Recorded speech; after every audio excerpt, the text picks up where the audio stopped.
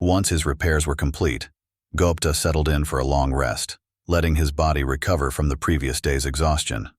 When he awoke the next morning, he felt surprisingly refreshed.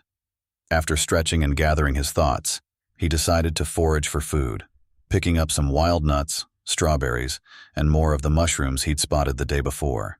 "I've never seen such a dangerous-looking mushroom," Gobta said to himself, marveling at their bright, poisonous appearance. "Not even I could eat something like that." He left the colorful mushrooms behind, opting to take a duller-looking one with him, assuming, based on his hazy memory, that it was the one he had safely eaten the day before. "Man, was I lucky to find this winner among all those poisonous ones," he thought, congratulating himself on his foraging skills. Satisfied with his small haul, Gobta decided it was time to move on. It was still early, and while he didn't think to stockpile more food, he slowed his pace, keeping an eye out for more edible finds along the way. His journey continued, but this time, he felt a little more prepared for whatever lay ahead. A month after leaving his home village, Gobta finally reached the large river he had been told to look out for. The sight of the clear, flowing water mesmerized him. It was so transparent that he could see occasional flashes of sunlight reflecting off what he assumed were fish.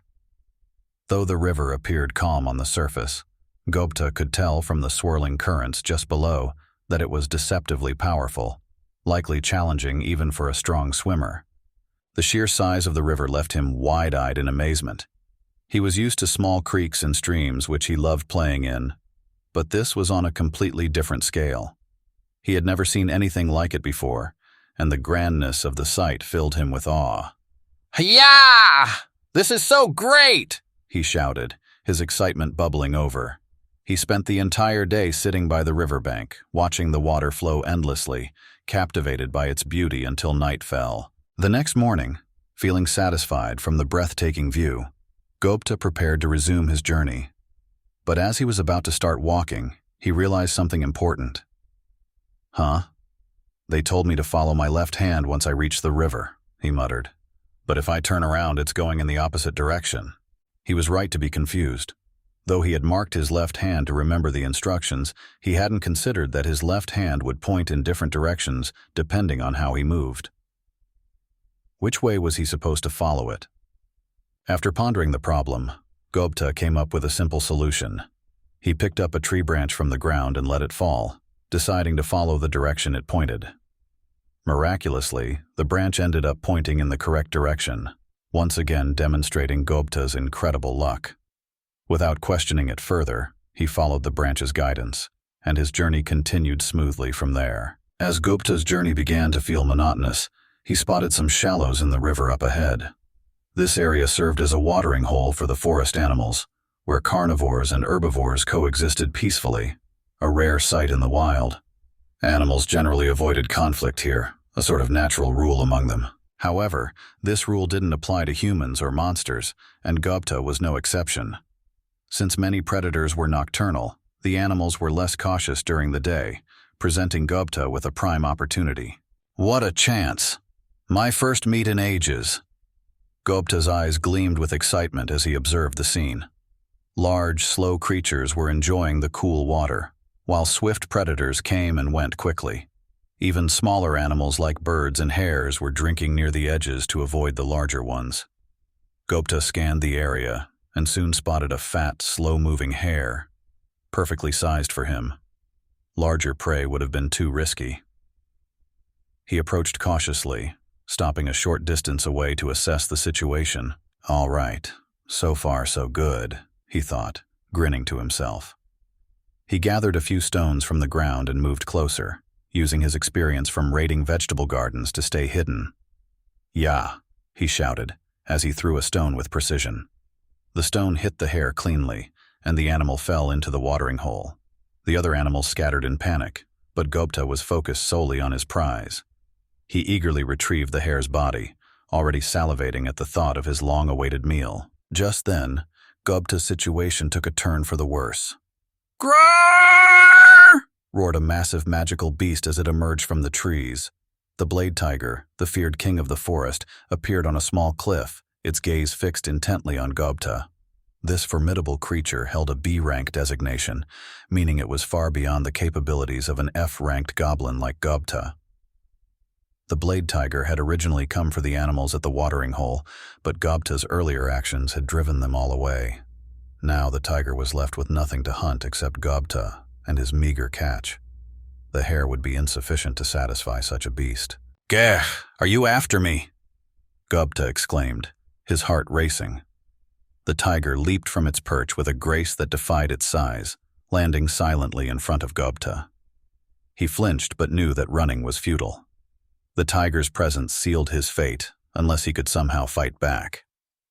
Desperate, Gobta began to think quickly. He had few options.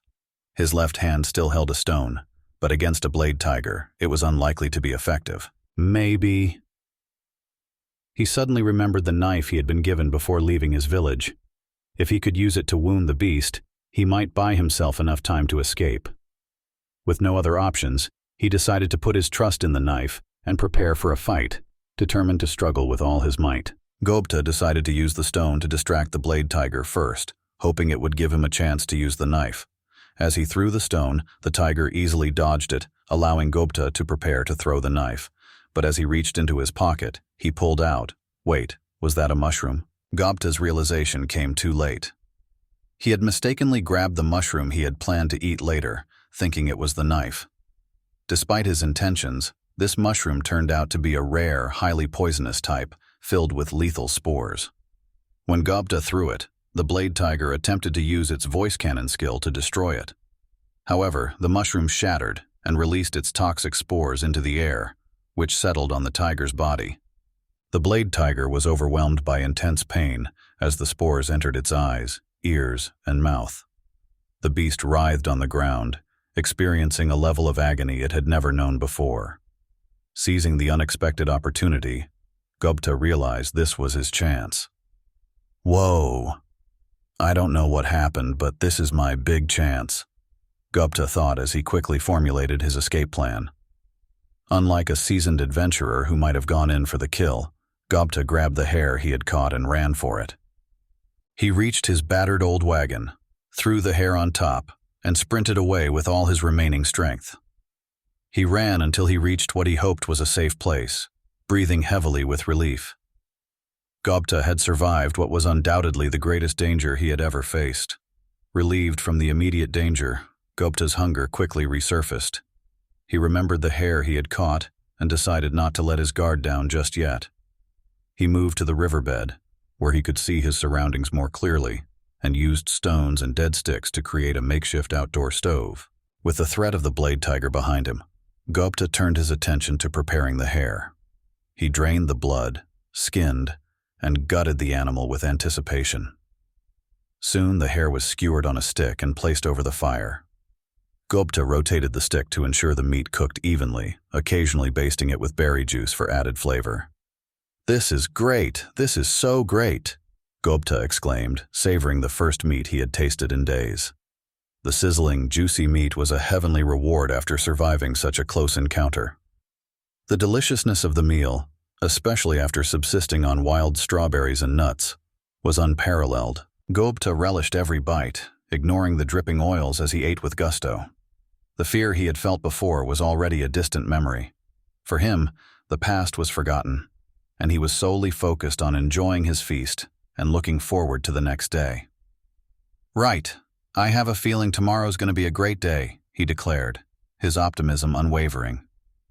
To Gobta, what mattered most was the promise of the future, leaving the challenges of the past behind. The blade tiger incident turned out to be the last major trouble Gobta faced for the next month of travel. The distant mountains he had seen earlier now towered over him, their peaks obscured by the towering cliffs.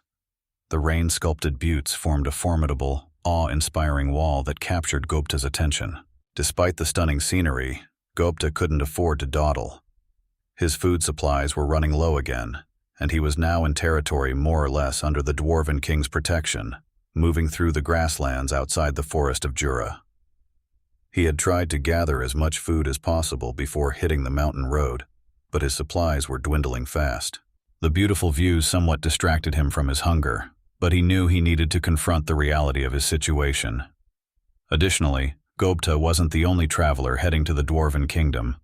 The route was a major trade hub and was frequented by various species, including humans. Most travelers preferred traveling in large groups for safety, as while the kingdom guaranteed protection, security forces had limited reach in the borderlands. Travelers were expected to fend for themselves. Gobta, unaware of these details and preoccupied with his food situation, ran into a new problem. Just as he was contemplating how to find proper nourishment, he heard a voice.